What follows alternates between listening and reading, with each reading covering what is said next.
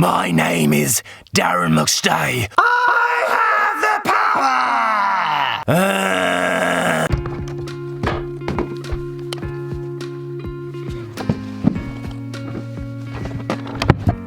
Hello and welcome to Improve Your Voice. This video is on how you can safely create gruff and rough textured sounding voices. And I'm not sure if you're a singer or a speaker or a voice artist or whatever it is you use your voice for. If you've clicked on this video, it's because you want to find out how you can hopefully safely create some more texture and some more grit and to your voice. And that was a bad example. But what I'm going to do is first tell you that you need to warm up, and you really do need to warm up. And I would personally do a full physical warm up before I started attempting some of these new sounds. And if you have done that already, great. If you don't, I'm not going to do one now, but there's a video here you can watch it. There's a full 20-minute full body warm up and some voice warm up as well. We can, though, before we start, just start playing with the idea of humming, because actually we're going to go from humming into the rougher sounds. And I want you to start connecting with your breath and connecting with your voice and touching on sound. So let's begin with some just simple humming.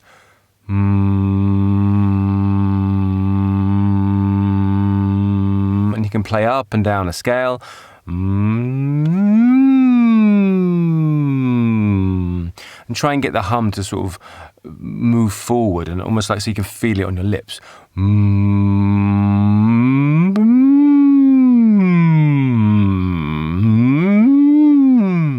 Now, keeping this idea of the hum on your lips, try and see if you can actually send the hum down into your belly, then into your chest, into your throat, into your mouth, into your nose, into your head, and if above your head.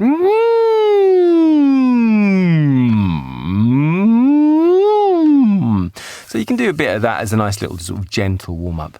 But now we're going to start opening our mouths because this is the next stage that I like to go if I'm working on these voices safely. And so if you can start to hum and then open your mouth gently. So get the hum correct. So it's nice and forward in the mouth, on the lips. And what we want to do here is kind of drop down to your chest and your belly, sort of lower registers.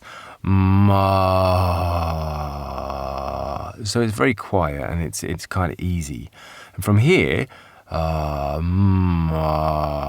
start adding more air than you need for the sound you're making.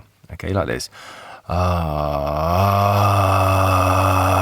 So you can use your diaphragm and actually just push more air through, but keep it low and keep it sort of gentle. So it becomes more breathy now. And actually you can take the vocal folds right out of the way and just create breathy sounds. But still quite low. And you can probably already hear when I start pushing a little bit with that breathiness, there's a bit of a texture sort of forming already. And you really want to relax your throat, and you really want everything to just drop down. So relax your belly, relax your shoulders, allow your tongue to sit at the bottom of your mouth, let your jaw go. And it's almost like you're sighing. It's like that. But you just put a little bit more energy into it. So as you're sighing, you sort of you use some of this core to push the air up and out, but keeping your voice relaxed, completely relaxed, your tongue down, your jaw relaxed, your throat completely not doing anything. So you're not making anything happen. It's very breathy. You're just using your diaphragm or using your pelvic floor to move air through. And it's almost like if you were to just breathe into your belly and relax, breathe into your back and relax.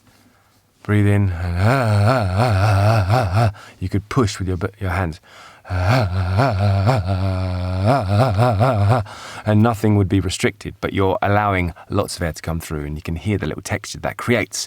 Now, that's a a good point, because air is what's going to support us and it's what's going to make it safe for us to do this.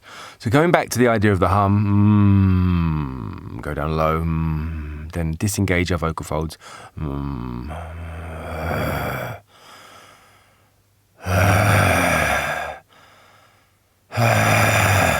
So what you're kind of doing is you could just be pushing air out. You're kind of, it's almost like when you sigh, and I'm not sure if you've experienced throwing up before, but this is kind of, you're bringing that in also. So it's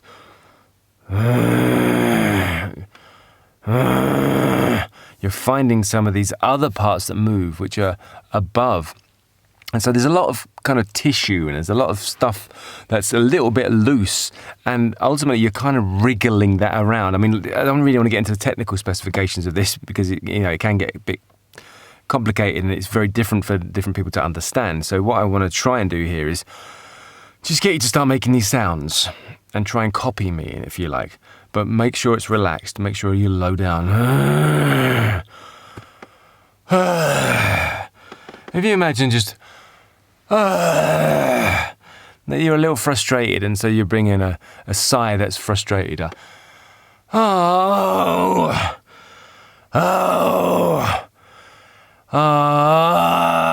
So you can start adding your voice back in again. So once you've got this idea of the breathiness and finding the texture of the movement without your vocal folds being engaged, then you can start engaging your vocal folds again. So you start first with and then you can add in the voice.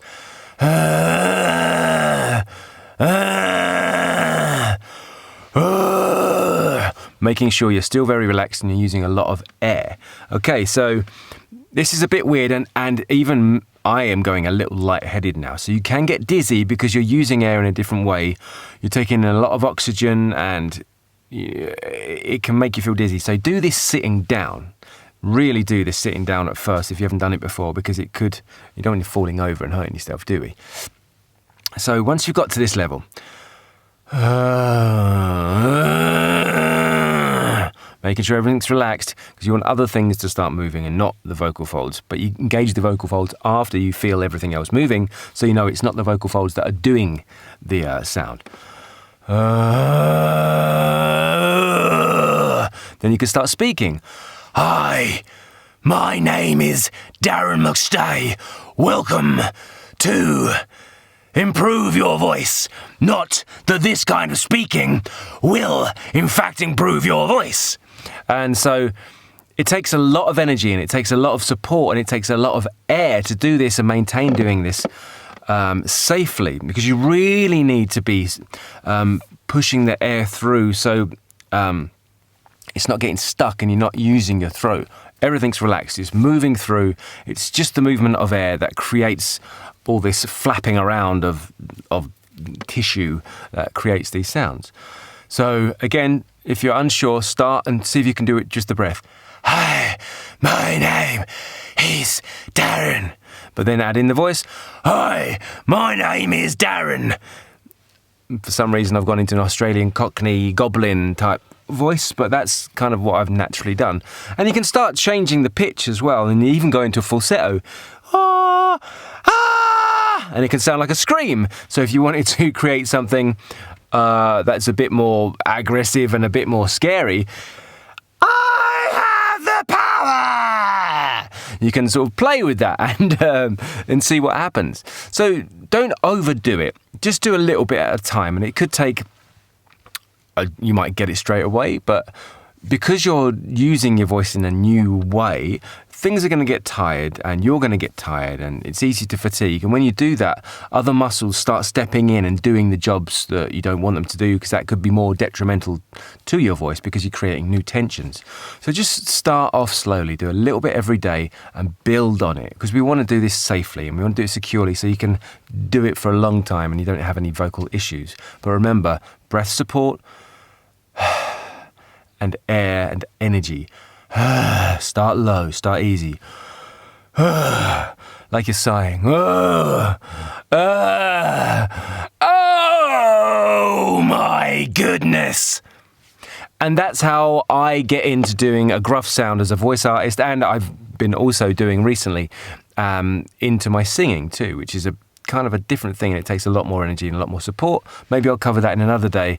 But there, I hope that's helped you. Thank you for watching. Make sure you use lots of breath support. Warm up before you do these. Take it bit by bit. Don't rush into it and do too much in one go.